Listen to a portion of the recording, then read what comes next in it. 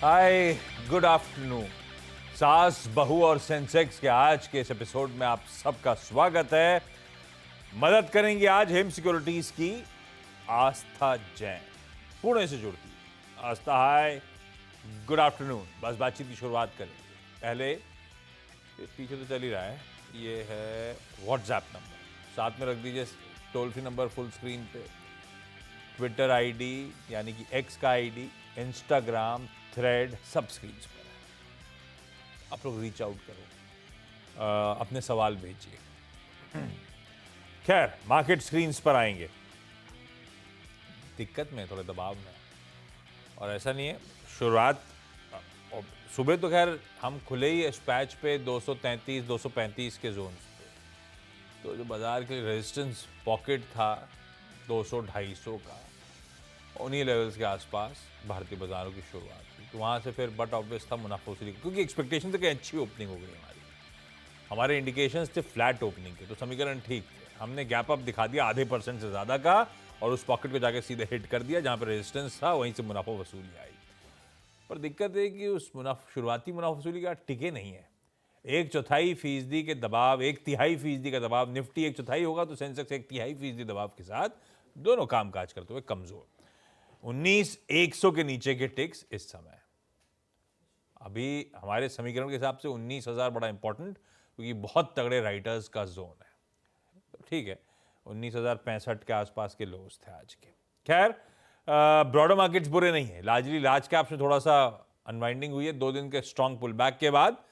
Mid caps इन green trade कर रहे हैं। ब्रेथ हल्की पॉजिटिव ही आपको आपकी स्क्रीन पे नजर आएगी, लेकिन टिकर टीम और मार्केट चला ही रही है, तो उस पर नहीं जाके मैं सवाल जवाब के सिलसिले की शुरुआत कर देता हूं। आइडिया है ज्यादा से ज्यादा क्वेरीज अगले आधे घंटे में कवर कर ली जाए।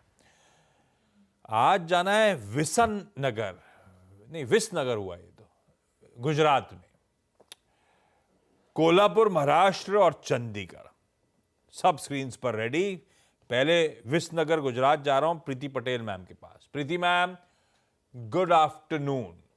प्रीति मैम, क्या करते हो आप? ये विसनगर सही प्रोनाउंस किया ना मैंने? विसनगर हुआ ना? विसनगर। हाँ, ये प्रीति मैम क्या करते हो विसनगर में? आप कितने समय से शेयर बाजार से जुड़े हो? 1 साल से जुड़े हो सर। और कैसा रहा 1 साल? 1 साल पहले क्यों आए? पहले से इंटरेस्ट था या कोई और बात थी? हस्बैंड पहले करते थे। हाँ, उसके अब आप देख फिर रहे हो? धीरे धीरे, हाँ, CNBC देख के सीखा। बस CNBC में सिखाते कहाँ हैं? आप जब टिप देते हो ना, कोई टिप नहीं देता वो है। सब नोट करते। हाँ, अच्छा, जो एक्सपर्ट्स पिक दे रहे हैं वो आप नोट करते हो, फिर उनमें से अपनी चुनते हो। हाँ, तो आप अपना सिलेक्शन प्रोसेस कैसे करते हो? मतलब बेसिकली प्रॉब्लम ऑफ प्लेंटी है, सुबह 8 पिक आ जाती होंगी, एलिमिनेट कैसे करते हो? कौन सा चाहिए, कौन सा नहीं चाहिए? हाँ, वो सब देखते हैं, बाद में तय करते हैं। अच्छा ठीक है, अपनी सेल्फ स्टडी। अच्छा प्रीति मैम, हाँ, पहला self सवाल study। आस्था के लिए कौन सा?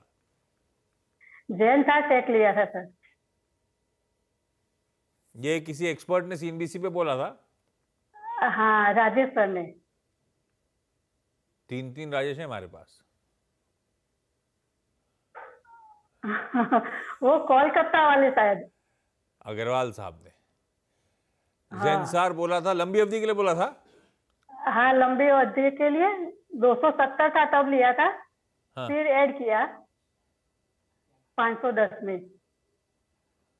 अब अच्छा। एवरेज प्राइस 467 है। 76 है, सॉरी। 476 औसत प्राइस हो गई। नीचे भी लिया था, ऊपर हाँ। और ऐड कर लिया है, अभी थोड़ा सा ठंडा हाँ। करके कामकाज करता हुआ। लंबी अवधि के लिए कैसा है? कैसा है भाई आस्था? जेंसार का कॉल, पहला जो ट्रांच लिया था कॉल चैनल पे जब आई थी, तब से तो बढ़िया मुनाफा हो रहा है। एवरेज कर लिया, ऊपर की तरफ कर लिया था, थोड़ा सा पस पड़ गया है, लेकिन अभी भी नेट मेरी खरीद से 15-20 रुपए ऊपर ही चल रहा है। लॉन्ग टर्म के लिए जेंसार कैसा है, आप रखोगे? गुड आफ्टरनून आशीष। जी बिल्कुल, देखिए अगर हम यहाँ पे सबसे पहले अगर लॉन्ग टर्म की बात करें तो मैं बने रहने की ही सलाह दूंगी, क्योंकि अगर देखा जाए रिजल्ट्स तो यहाँ पे अच्छे ही थे, नो डाउट्स, लेकिन थोड़े से नियर टर्म में चैलेंजेस हैं।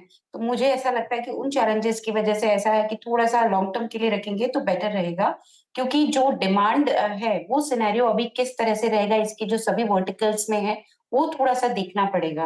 तो मैम ये नियर टर्म में थोड़े चैलेंजेस हो सकते हैं, लेकिन लॉन्ग टर्म के लिए बिल्कुल अच्छा काउंटर है, आप बने रहिए, क्योंकि रिजल्ट्स भी ठीक थे। अब अगर मैं टेक्निकली बात करती हूँ तो ये अभी एक दायरे में घूमता हुआ नजर आएगा, 450 नीचे में, ऊपर में 520, इसके बीच में ही ये हमको आने वाले कुछ दिनों तक घूमता हुआ नजर आएगा। तो आप अपनी पोजीशन में बने रहें। स्टॉप लॉस आप यहाँ पे लगाएंगे मैम 425 का। मैं बड़ा स्टॉप लॉस इसलिए दे रही हूँ क्योंकि आपको लॉन्ग टर्म के लिए आपने ये पिक लिया है और उसी के लिए आपको होल्ड भी रखना है।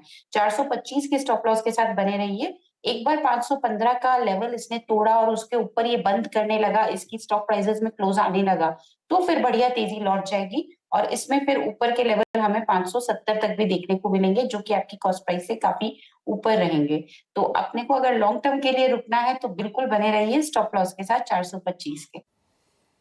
बढ़िया है भाई साहब, 570 तक जाने की तैयारी कर रहा है। बिल्कुल होल्ड करिए मैम जेंसा टेक्नोलॉजीज को। कोल्हापुर महाराष्ट्र से सुप्रिया मैम स्क्रीन पर। Supriya ma'am good afternoon. आपको कितना, नमस्ते मैम, आपको कितना समय हो गया शेयर बाजार में मैम? 2 साल हो गए। और कैसी रही जर्नी 2 साल की? 2 साल की लॉसेस में तो हूँ ही, हाँ। और थोड़ा प्रॉफिट थोड़ा लॉस ऐसा चल रहा है। पहले तो मैंने 6 मंथ तक इक्विटी में किया, फिर अभी ऑप्शन में कर रही थी, लेकिन उसमें भी लॉसेस ही हो रहे हैं, तो सोचा फिर इक्विटी में चली जाऊं। इक्विटी में किया, फिर कहाँ चले गए? ऑप्शंस में। ऑप्शंस में चले गए। अब तो इक्विटी में पहले अच्छा नहीं, हाथ जमा नहीं, तो ऑप्शंस चले गए। ऑप्शंस में और बड़ी दिक्कत आ गई तो वापस इक्विटी में आ गए, ऐसा क्या? हाँ, ऑप्शंस में अच्छा लग रहा था, मिल भी रहा था, लेकिन कुछ दिनों से अप्रैल से बहुत ही लॉस हो रहे हैं, तो सोचा अभी फिर से इक्विटी ज्वाइन कर लूँ तो अच्छा रहेगा, क्योंकि उतना कैपिटल भी नहीं है मेरे पास ऑप्शन। जब तक एक लॉस तरफा चल रहा करने था के बाजार लिए। तो सब ऑप्शन, हर तरफ से कमाई हो रही थी। जैसी बाजार गया तो गड़बड़ हो गया सारा मामला। ये ऑप्शंस में करते मतलब अपने मन से कुछ भी, कि आपकी कुछ स्टडीज वडीज करते हो आप?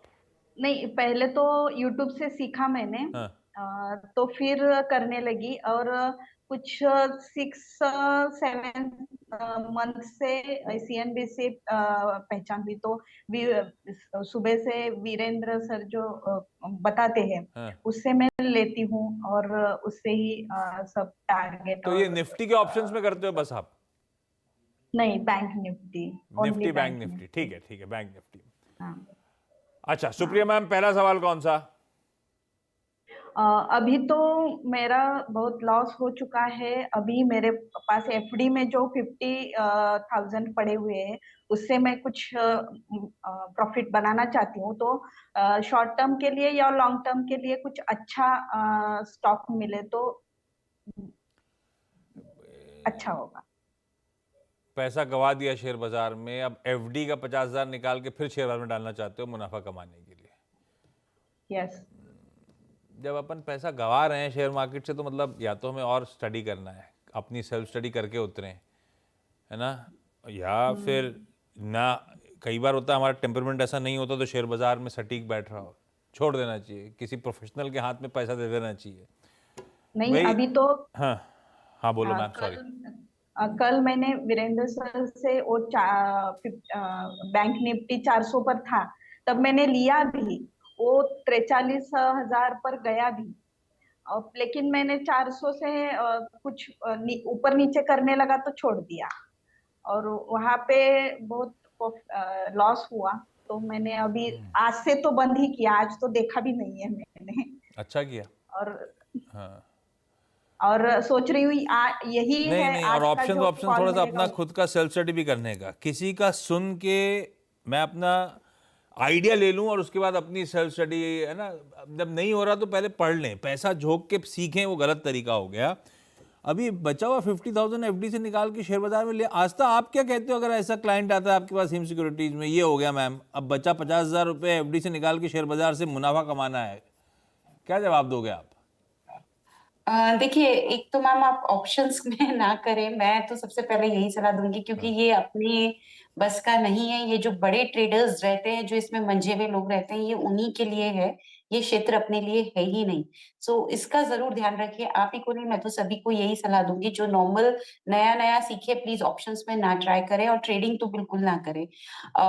इन्वेस्टमेंट करिए मैम, इन्वेस्टमेंट में रिटर्न्स मिलते हैं। थोड़ा सा समय जरूर लगता है, लेकिन आपको एफडी से बढ़िया रिटर्न्स भी इन्वेस्टमेंट में इक्विटी मिलते हैं। तो आगे से उसका ध्यान रखिए। अब मेरे हिसाब से आप अभी भी 50,000 का जो आपने बोला है, आपका इन्वेस्टमेंट की इच्छा है, तो उसमें आपको कौन से स्टॉक्स लेने हैं? तो देखिए, ऑटो स्टॉक्स अभी भी अच्छे लगते हैं। मुझे लगता है कि ऑटो एक ऐसा फील्ड है जिसमें कि हमें आगे जाते हुए भी तेजी जारी रहनी दिख सकती है, जारी रहती हुई दिख सकती है। तो आप ऑटो स्टॉक्स पे नजर बनाइए। टीवीएस मोटर बहुत बढ़िया लगता है, लेकिन अभी ना लीजिए, क्योंकि बहुत बढ़िया रिजल्ट आए तो मार्केट उसको पहले ही बहुत बढ़ा चुका है। तो थोड़ा सा गिरावट आने दीजिए, उस पे आप लीजिए। जैसे टीवीएस मोटर की मैं बात करूं, तो हो सकता है आने वाले 1-2 दिन तो अभी ये तेजी में ही बना रहेगा, लेकिन बाद में जब ठंडा हो, 1500 के आसपास मिले, तो एक बार वहां पे आप नजर बना सकते हैं।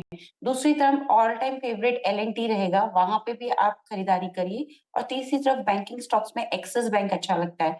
अभी मैम जिस तरह से मार्केट का मूड माहौल है, थोड़ा बड़े और लार्ज कैप ही मैं यहाँ पे आपको सजेस्ट कर रही हूँ, तो आप वहां पे ही अपना ध्यान बनाइए और इन्वेस्टमेंट करके रखिए। थोड़ा सा रुक जाइए, गिरावट और आती है तभी इन तीनों काउंटर को पकड़ने का प्रयत्न कीजिए।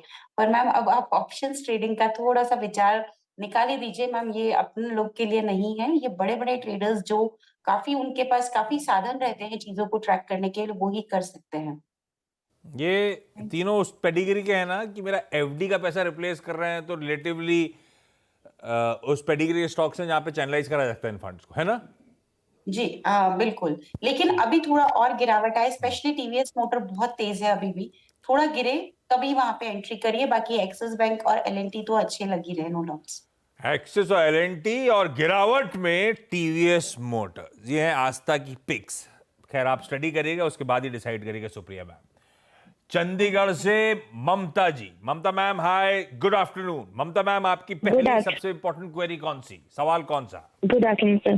सर सबसे में सर, मैंने लॉन्ग टर्म पे लिया हुआ था स्काई गोल्ड, 200 शेयर मैंने लिए हैं ये। हाँ, और अभी मुझे ये जानना है सर, मैं इसको होल्ड पे रखूं या जो प्रॉफिट अभी मुझे इसमें मिल रहा है मैं इसको ले लूं? स्काई गोल्ड 200 शेयर ले कहां से आए स्काई गोल्ड का आइडिया? सर यूट्यूब पे फॉलो करती हूँ और न्यूज भी फॉलो करती हूँ। सीएनबीसी फर्स्ट से स्टार्टिंग से फॉलो कर रही हूँ मैं, 1.5 ईयर से मैं इसमें कर रही हूँ, शेयर मार्केट पे ले रही हूँ। और फर्स्ट स्टार्टिंग जो मैंने किया है सर, वो किया हुआ है सीएनबीसी से स्टार्ट, देखना सीखना धीरे धीरे एक एक वर्ड करके। स्काई गोल्ड का आइडिया कैसा है? ये सीएनबीसी पे तो स्टॉक एडेड भी नहीं है, तो यहाँ तो सुना नहीं नहीं आपने। सर, ये नहीं, ये सर ये सीएनबीसी, ये मैंने यूट्यूब से चेक किया सर। पता नहीं, जिसने भी बताया है सर्किट टू सर्किट वाला। भाई 275 वाला हमारे पास तो एडिट नहीं है। आज भी 750 के ऊपर, आज भी 5% सर्किट पे करेक्ट होके आया था, वापस चलना शुरू हो गया है। पता नहीं क्या है ये स्काई गोल्ड। आप लोग एक्टिवली ट्रैक करते हो हिम में? क्या कहां निकलूं, कब मुनाफा बांधूं, क्या करना चाहिए स्टॉक में? देखिए, स्काई गोल्ड जो कंपनी है, बेसिकली वो डायमंड और ज्वेलरी की कंपनी है, और नतीजे बहुत जोरदार इसने दिए थे। इनफैक्ट मैं तो जून क्वार्टर की बात कर रही हूँ, सितंबर के तो अभी तक आए नहीं है। वहां पे भी अगर मैं दिख रही हूँ तो 100% का ग्रोथ इसने बॉटम लाइन में दिया था। तो नो डाउट नतीजे काफी सॉलिड थे। लेकिन मैम बैलेंस शीट तो इतनी अच्छी नहीं लग रही है। डेट काफी है, लोन काफी है, और वो debt to equity ratio heavy है कंपनी का। तो फंडामेंटली मैं आपको ये सलाह दूंगी मैम, थोड़ा आप इसमें ना प्रॉफिट बुक करके थोड़ा सा आप निकलने का प्रयास करो, क्योंकि थोड़ा बैलेंस शीट पे लिवरेज्ड है। बैलेंस शीट अभी तो चल रहा है, तब तक तो ठीक है, और आप निकलेंगे तो 50% या 70% एक बार थोड़ा सा मुनाफा वसूल करिए, और रिमेनिंग भी जो आप पोजीशन होल्ड करेंगे उसमें 560 का आप स्टॉप लॉस लगाइए, क्योंकि आपकी तो 275 की खरीद है, तो बढ़िया मुनाफा आपको हो रहा है। पर थोड़ा सा इसको हल्का करिए, क्योंकि देखिए मैम मार्केट इतना वॉलेटाइल है ना, ऐसे स्टॉक्स का कुछ भरोसा नहीं होता। जो मिल रहा है एक बार जरूर लेना चाहिए, और फिर अगर रिजल्ट में कुछ अच्छा नहीं आया तो उसको मार भी झेलनी पड़ सकती है। तो आप अभी इसमें पार्शियली प्रॉफिट बुक करिए, रिमेनिंग को 560 के स्टॉप लॉस के साथ होल्ड करिए और ऊपरी स्तरों पर निकलने का प्रयास करिए ma'am. Mumbai based James and jewellery company, गजब, 250 वाला 750 पे। पार्शली तो पहले तो प्रॉफिट बुक करें मैम, आपके पास तो क्वांटिटी भी 200 है, थोड़ा सा निकालें, मुनाफा बांधें, बाकी आस्था जो कह रही स्टॉप लॉस के साथ होल्ड करिए। प्रीति मैम, अगला सवाल। Hello yes ma'am. Sir, Piramal pharma लिया था 107 पे 900 से। पिरामल तो फार्मा कब तक रुकना 107 चाहिए? 107 पे लिया हुआ है। हाँ, ये लॉन्ग टर्म के लिए या कुछ ट्रेडिंग वीडिंग का मन आ गया था?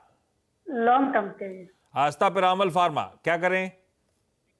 लॉन्ग टर्म के लिए क्योंकि मैम ने लिया है हाँ। तो अभी तो मैं बने रहने की ही सलाह दूंगी। स्टॉप लॉस मैम 87 का लगाना रहेगा, लेकिन तेजी के लिए एक बार इसको 107 और 8 जो आपकी खरीद के लेवल है वो ही क्रॉस करना जरूरी है। एक बार उसके ऊपर निकला तो फिर इसमें तेजी बढ़िया लौटेगी। अभी आप वेट कर सकते हैं, तो 87 के स्टॉप लॉस के साथ वेट करें। 107 108 के ऊपर निकलता है तो फिर इसमें हमें 125 तक के भी स्तर देखने को मिलेंगे। पर एक ये लॉन्ग टर्म मैटर है, शॉर्ट टर्म का इसमें इतना तेजी नहीं लगती, पर लॉन्ग टर्म में अगर जो रेजिस्टेंस लेवल पार हुए तो फिर ये तेज भी हो जाएगा। स्टॉप लॉस के साथ होल्ड करिए। लॉन्ग टर्म का ही मन है तो जेंसार और पिरामल फार्मा दोनों लंबी अवधि के लिए भाई आपके होल्ड है मैम, बुरे स्टॉक्स नहीं है, कमा के देंगे। ममता मैम, अगला सवाल स्काई गोल्ड के बाद। तो सेकंड है मेरा HFCL। लिया हुआ लेने का मन है? नहीं सर, ये भी ले रखा है, ये मेरे पास है 2790, ये क्वांटिटी है मेरी 2790 और 67.29 पे लिया हुआ था मैंने ये। डायरेक्टर तो ममता मैम का फ्रेम फ्रीज हो गया है क्या? सर हाँ, मेरे इधर नेटवर्क इश्यू चल रहा है। कोई इशू नहीं, कोई इशू नहीं, आवाज तो पहुंच रही, काम हो गया, आप दिख भी रहे हो। जी जी दिख रहा हो मतलब कम से कम आपकी इमेज आ रही है। ममता मैम का सवाल है भाई, आस्था HFCL 67 का लिया हुआ है, इनकी खरीद के आसपास ही है, 66 के आसपास चल रहा है, कैसा लगता है ये स्टॉक? देखिए खरीद के आसपास है, लेकिन अभी स्टॉक में टेक्निकली तो इतना दम नहीं लग रहा है। दायरे में घूमता हुआ नजर आएगा मैम 61 से लेके 69 के बीच में HFCL। तो इसमें आपको पेशेंस रखना पड़ेगा, क्योंकि ये आपके पेशेंस का टेस्ट लेगा। अभी तो मुझे दायरे में ही घूमता हुआ नजर आ रहा है, तो आप पेशेंटली अगर होल्ड कर सकते हैं तो फिर इसे होल्ड करिए। 1-2 महीने की समय सीमा को ध्यान में रखते हुए स्टॉप लॉस 60 का लगाइए, और अगर इसने एक बार 69 का लेवल पार किया तो अच्छी तेजी लौटेगी जो इसको शायद 80 तक भी ले जाए। अभी तो बने रहिए स्टॉप लॉस के साथ, जो कि रहेगा 61 के लेवल पे। चलिए इस नोट पर भाई Preeti ma'am, Supriya ma'am, Mamata ma'am, thank you so much CNBC Awaaz के साथ जुड़ने के लिए, अपने सवाल पूछने के लिए। सुप्रिया मैम, थोड़ा सा FNO में थोड़ा सा एग्रेशन कम, थोड़ा सा स्टडी करके फिर पैसा डालेंगे समझ के। आस्था, ब्यूटीफुली सारी क्वेरीज को सॉल्व करने के लिए आपका भी धन्यवाद। कल बिजी डे कि नहीं? कल रिगार्डिंग किस कॉन्टेक्स्ट? नहीं तो आस्था नहीं रखती हूँ। चलिए आस्था, थैंक यू सो मच जुड़ने के लिए। करवा चौथ के लिए आप बात कर रहे हैं? नहीं रखते ना आप? वैसे तो हमारी जैन कम्युनिटी में नहीं फॉलो होता, लेकिन मैं कभी करती हूँ, तो वो अपनी अपनी है। तो कल रख रहे हो फास्ट? जी। तो फिर आस्था को दोपहर का शो दो कल, डॉक्टर साहब। तो नहीं, रेस्ट करना करना। थैंक यू सो मच जुड़ने के लिए। ब्रेक के उस पार एक क्विक मार्केट चेक।